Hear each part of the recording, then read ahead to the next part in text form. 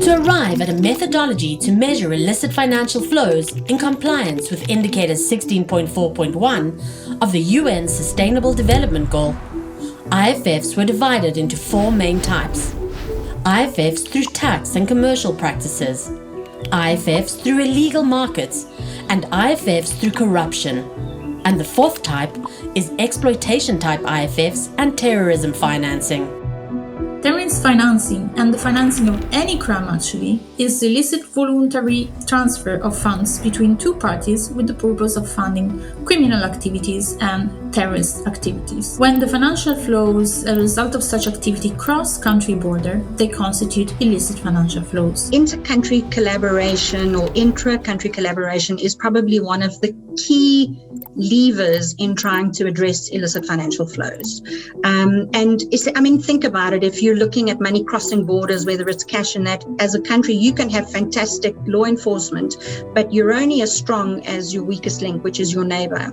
What we mean by exploitation-type activities are illegal activities that involve the forced and involuntary transfer of economic resources between two parties, such, for example, in the case of slavery, trafficking persons, sexual exploitation, kidnapping, and theft. These illicit financial flows are not only inward, but they're also outward, and this is what is really interesting. It's very difficult to measure IFFs due to the clandestine nature of the crime, but it is also important to keep in mind that IFS from trafficking in person and smuggling of migrants can be measured similarly, but are categorized differently. Measuring IFFs with trafficking in persons and smuggling of migrants, that the lines can be very blurred between the two.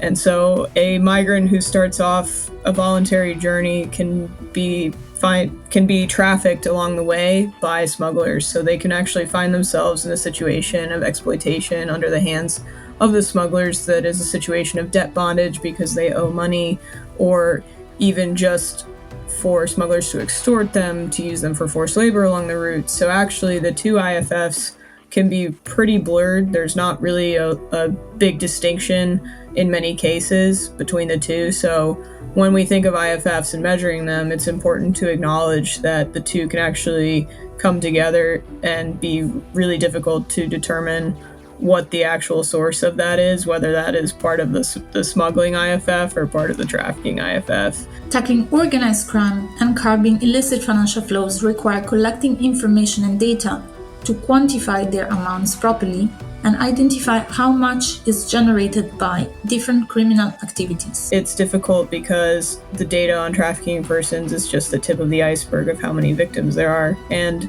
traffickers also operate in a clandestine nature.